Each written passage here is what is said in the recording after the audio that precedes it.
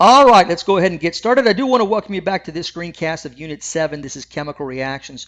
Before we go on to double replacement reactions, I want to make a couple of clarifications with regard to single replacement reactions. So on the metals side, when we were replacing metal with a non-metal, that was pretty straightforward. We looked at the activity series chart. If the activity of a certain metal was higher than the activity of another metal, then a replacement happened. If it wasn't higher on the activity series, then it didn't happen. But we looked last time at this reaction here, and I just want to revisit. We have magnesium chloride plus fluorine gas yields magnesium fluoride and chlorine gas. And we said that this reaction would occur, and I want to go into again why the reaction is going to happen. All right. So we're saying here that fluorine is going to replace chlorine, right? So chlorine is by itself as a product, and fluorine is now associated with magnesium. But why? Well, here's why. As you move up the column of the halogens, this is column number 17, reactivity increases.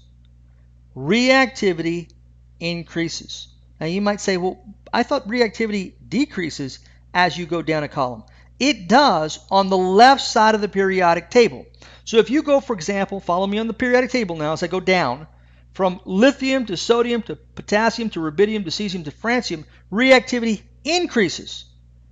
The reason for that is because those atoms react by losing electrons, right? They react by losing electrons. But on the right-hand side, those atoms in group 17, which have 7 valence electrons, they react by gaining electrons. So the most electronegative atom is going to have an advantage in that game, isn't it? Well, who's the most electronegative of all in that column? What does the electronegativity trend look like as you move up a column and across from left to right? Electronegativity increases. In fact, we said fluorine was the most electronegative of all. So as you move up the halogens, as you move up that 17th column, reactivity is increasing.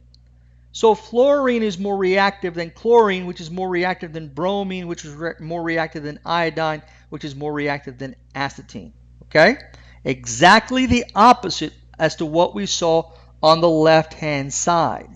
So let's get back to our equation now. Will fluorine react to replace chlorine? Well, is fluorine higher on that column than is chlorine? Yes, it is. It's more electronegative and therefore will attract electrons. It will take electrons easier than will chlorine. Therefore, this reaction will occur. Okay? So I just wanted to make that kind of clarification on the non-metal side. So if let me just say this again. If a metal is replacing a metal, use the activity series chart in your STAR chemistry reference materials sheet. But if you're on the left-hand side of the periodic table and you're looking to see if a non-metal replaces a non-metal, then what you're going to do is you're going to check the reactivity, and you're going to know that the reactivity goes down. Not up, but down as you move down the column. So fluorine is the most reactive of all. It will replace everything. Chlorine will not replace fluorine, but it will replace bromine and iodine, and so on. Okay? So hopefully that clears that up with regard to the reactivity of the nonmetals. All right, let's move on now to double replacement reactions. And again, remember that double replacement reactions require the formation of a precipitate. All right? So you're going to need either the EOC chart or the STAR chemistry reference materials chart, some type of chart that gives you information about precipitation or precipitates. Okay? All right? So I shouldn't have used that word precipitation. That indicates like rain. So forget that word. I didn't mean to use that word. I want to say the formation of a precipitate, not precipitation. All right, that's something different. All right, now, so how do we use this chart? Here's how we do it. We're going to identify, first of all, the anion. Okay, so in an ionic compound, the second one is the anion. So for example, let's just say we have silver nitrate, AgNO3. The NO3 minus is the ion, right? That's the ion. The anion, I should say, I'm sorry. The anion. Now we're going to look at our solubility chart. So let's take a look at our solubility chart and find, first of all, let's find the part that talks about solubility of ionic compounds in water. So that should be, it's right in the middle of the page. Okay? Now, there's two like categorizations. There's the anions that are soluble compounds containing, and it shows a list, right? Starting with acetate and going down to sulfate. And then there are those that are insoluble, starting with carbonate and going down to sulfides. Now, notice that there are exceptions in many cases. So you have to be aware, be careful of those, all right? So let's take a few examples, all right? First of all, let's take, this is an example, this chart, this table 8.3 is just one that I pulled from a textbook. Don't use this one for your purposes. I just wanted to show you a solubility chart, but I want you to use the one that I give you in class. So here we go. It says the chart states that all nitrates are soluble. Find that. Find nitrates. Where is nitrates? Well, I'm seeing it in the category entitled Soluble Compounds Contain. It's about the third one down. Do you see it? All right, good.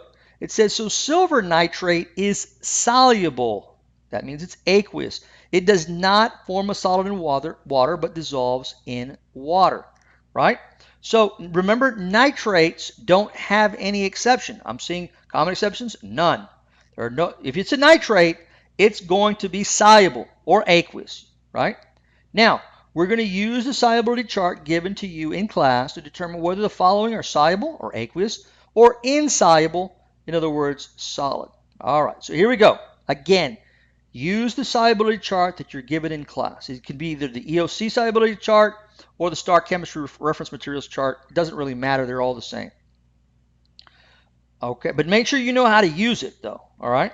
Let's take a look at this first one. We have magnesium sulfide. How would we determine if this, if dissolved in water, would be aqueous or solid? How would we know? Right? Well, let's start with the anion, the sulfide part of it. Find sulfide on this periodic table, or I'm sorry, on this part of the table. You see it? It's the very, very last one, isn't it? It's under insoluble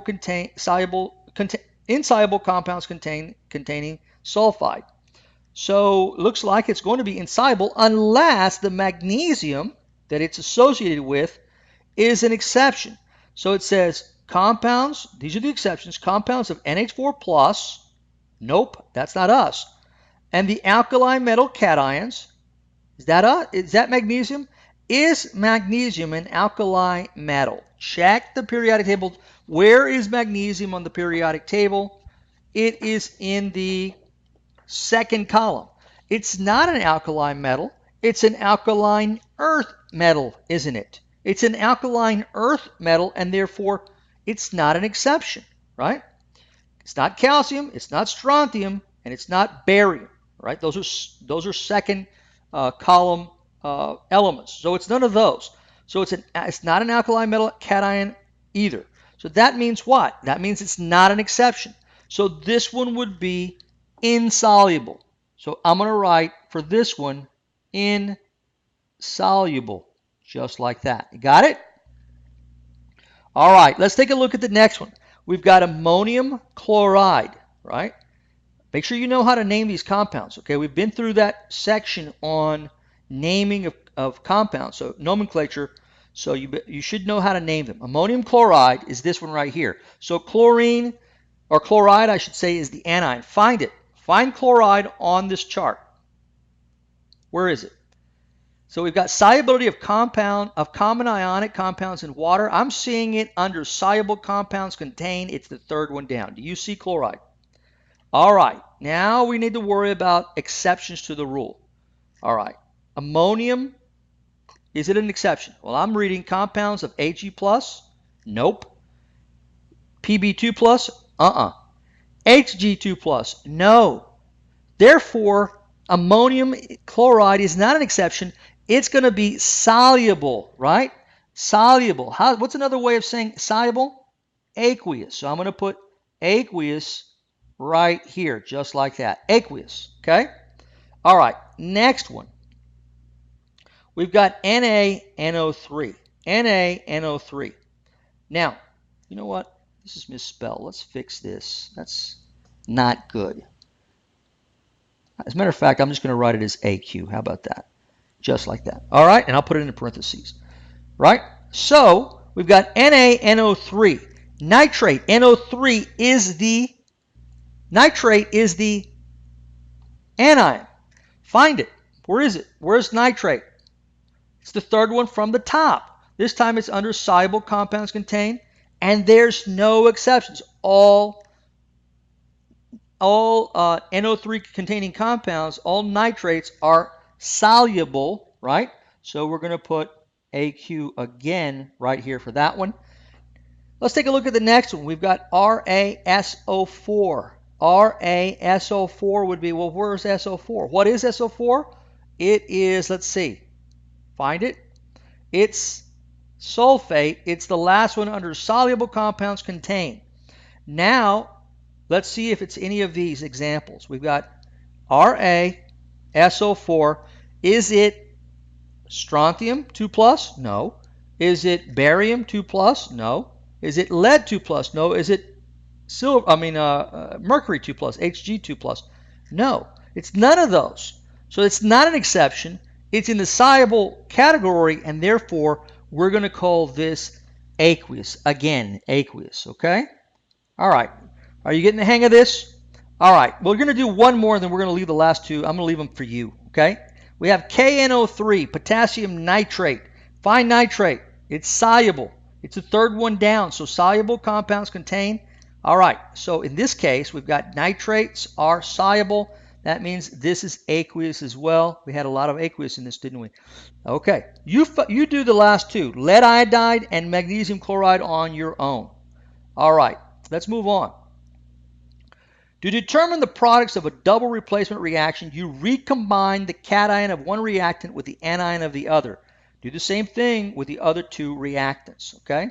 Do the same thing with the other two reactants. So let's take this example. We have lead nitrate, there's a 2 right there, it's aqueous, and potassium iodide, aqueous. We want to figure out what the products are going to be, right? So what we're going to do is we're going to take the cation from here and combine it with the anion from here.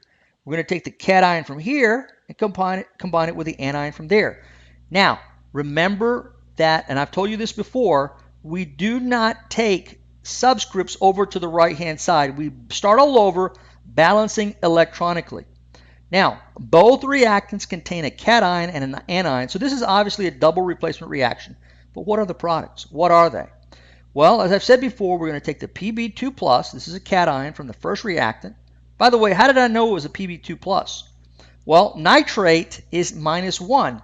Okay, if you look on the chart, the polyatomic ion chart, nitrate NO3 has a charge of -1. There's 2 of them, so that must mean lead is +2. Okay? So the charge doesn't change from going from left to right. It's still going to be Pb +2 on the right-hand side. And I minus anion from the second and combine them to form PbI2. So Pb and I is going to be forming PbI2. Why PbI? Why the 2? Well, lead we said was +2. Iodine is -1. To balance, we're going to need that subscript of a 2. Now check the solubility chart to see if it's aqueous or insoluble, solid in other words.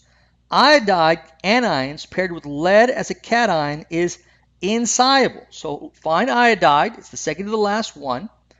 It's in the soluble category, right? But it's paired with lead. And that makes it an exception, right? That makes it an exception. So the point is this. Iodide paired with lead is a solid.